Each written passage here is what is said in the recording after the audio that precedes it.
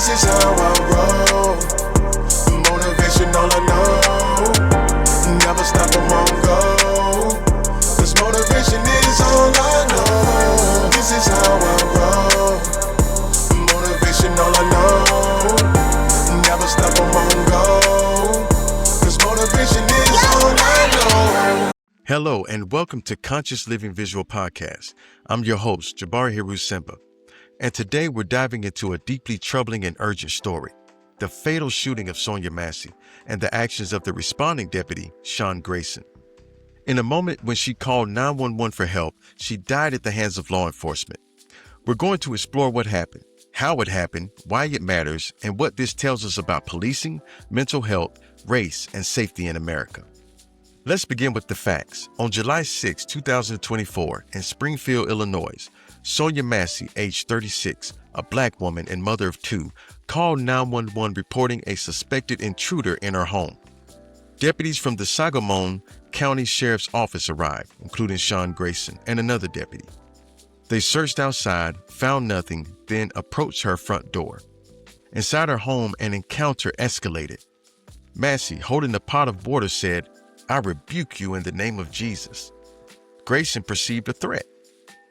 He drew his weapon and shot her. She died.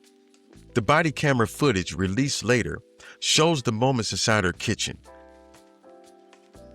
Tonight in Illinois, former Sheriff's Deputy Sean Grayson guilty of second-degree murder in the shooting of 36-year-old Sonya Massey. It's guilty. Second degree. The verdict carrying a sentence of up to 20 years in prison, but Massey's family and other supporters had been hoping for a conviction on first-degree murder. I'm fueled by rage right now. If you get an officer that says he's going to shoot you in the face, and then he shoots you in the face, and you only get second-degree murder. Grayson stoic as the verdict was read. The jury ultimately finding Grayson shot Massey in her kitchen last year and that his claim of needing to use deadly force was unreasonable. This after Grayson testified he perceived Massey's behavior as a threat. The Springfield mother of two had called 911 about a possible prowler picking up a pot of boiling water and saying, prosecutors arguing Grayson could have left Massey's home after she ducked behind her counter and apologized. Tonight, Massey's father angry but hopeful Grayson will receive the maximum sentence. Because he showed no remorse. He was so cocky throughout this whole trial. You felt like he was cocky. Oh, yeah. Until today. Until he was convicted. Yeah. That knocked the smirk off. And Maggie, we heard it right there. The Massey family furious. They didn't get that first-degree murder conviction. And this was a result of a late move by the defense. Explain. Yeah, Tom, that's right. Right before closing arguments, the defense introducing that option of second-degree murder, perhaps to spare Grayson the possible life sentence that could have come with a first-degree murder conviction. Tonight, Grayson's attorney's not commenting. He's set to be sentenced in January. Tom. Now, there are many layers to unpack: mental health, race, communication, training, accountability. Before we go deeper into the incident itself, let's remember Sonya Massey as a person. She was a working mother who cared for her children, who lived a routine life, was dealing with very real fears when she called for help. Her family described her as someone who would pick you up when you fail, someone who cracked jokes, someone who made life lighter despite challenges. It's vital we keep her humanity in view, even as we talk about systems and failures. Too often, victims become statistics. She was far more than that. Here is the timeline of the critical moments inside the home. After arriving, the deputies knocked on her door and entered inside. They asked for ID and began conversation. At some point, a pot of water was boiling on her stove. The deputies asked her to move it. She picked it up and began walking with it. She asked why they were backing up. The body cam footage shows Grayson saying something like he's moving away from the pot of hot water. She says, "I rebuke you in the name of Jesus." Grayson shouts, "You better effing not, or I swear to God, I'll effing shoot you right in your effing face." He risks a weapon. A few seconds later, he fires 3 shots. One hits her in the head. She dies shortly after at the hospital. What stands out, she was unarmed. She had called for help. The escalation happened inside her home. The alleged threat was a pot of hot water. These are the uncomfortable truths we're going to examine. Now, let's look at the responding officer, Sean Grayson. His background becomes relevant when thinking about accountability and systems. According to multiple sources, he had previously worked for 6 different law enforcement agencies in 4 years. 4 years. He had a previous military discharge from the U.S. Army for serious misconduct after 2 DUIs. His hiring at Sangamon County raised red flags according to the International Association of Chiefs of Police, which said the case underscores the critical need for police agencies to thoroughly vet potential hires. All of this matters because when we talk about a fatal encounter like this, it's not just one bad day, it's also the accumulation of choices, training, oversight, and policy.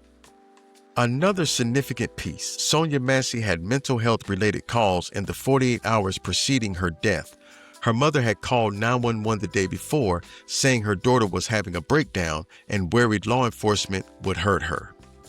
When the deputies arrived the next morning, they were responding to what appeared to be a prowler call, but the reality was more complicated. The interaction inside the home did not reflect standard man with a gun scenario, yet deadly force was used. This raises serious questions. How are mental health crises handled by law enforcement? Are they equipped/trained to de-escalate? When someone calls for help, should the result ever be death in their own home? We cannot talk about this incident without addressing race and the fact that this happened in someone's home, a place that is supposed to represent safety. Sonya Massey was a black woman. The deputy was white. The home was her sanctuary, yet she called 911 and ended up shot. In the U.S., black people may call 911 and still face life-threatening responses. This case reflects those systemic issues. The fact that someone calling for help ends up dead in their own kitchen invites deep reflection on who is safe when needing protection. This is not simply about one bad actor. It's about systems, cultural assumptions, implicit biases, training gaps, and who bears the risk. Following the incident, the Illinois State Police and Sangamon County State's Attorney's Office conducted investigations. A grand jury indicted Grayson with 3 counts of first-degree murder, aggravated battery with the firearm, and official misconduct. The family reached a $10 million settlement with the county in early 2025. On October 29, 2025, a jury found Grayson guilty of second-degree murder. There have been calls for and enactment of reforms in Illinois concerning law enforcement, hiring practices in memory of Sonya Massey. These developments show that while justice remains complex and incomplete, change is possible when people push for it. So why are we talking about this on Conscious Living Visual Podcast? Because this story forces us to face uncomfortable truths about safety, trust, and power. Because each of us may feel separated from these events, but we are connected by what happens when systems fail us. Because calling for help should not become a death sentence. Think for a moment. If it happened to Sonya, could it happen to someone you know or someone you love? If you were in a vulnerable state and cried out for help, would you be safe? These questions stir us into action. Better training for law enforcement, better mental health responses, community accountability, and relentless striving for equity. Here are some concrete steps we can take. Support reform and transparency. Encourage your local or state officials to enact stronger vetting, training, use of force policies, especially around mental health calls. Advocate for crisis response alternatives. Promote models where mental health professionals accompany or instead of armed officers when someone calls for help. Stay informed and share stories. Amplify the voices of victims, families, activists. Knowledge builds pressure for change. Personal readiness. If you or someone you know lives with a mental health condition, have a safety plan. Know your rights. Document interactions when possible. Community engagement. Join or support local groups pushing for police accountability, racial justice, and improved community law enforcement relationships. When we act together, we honor the life of Sonya Massey by striving for a world where no one should fear the people sworn to protect them. Thank you for joining me on this difficult but crucial episode of Conscious Living Visual Podcast. If you found this episode meaningful, please subscribe, share it with others, and consider leaving a review. Let's keep the conversation going. Until next time, stay awake, stay compassionate, stay striving for justice. I'm Jabari HERU SIMBA, and this is Conscious Living Visual Podcast.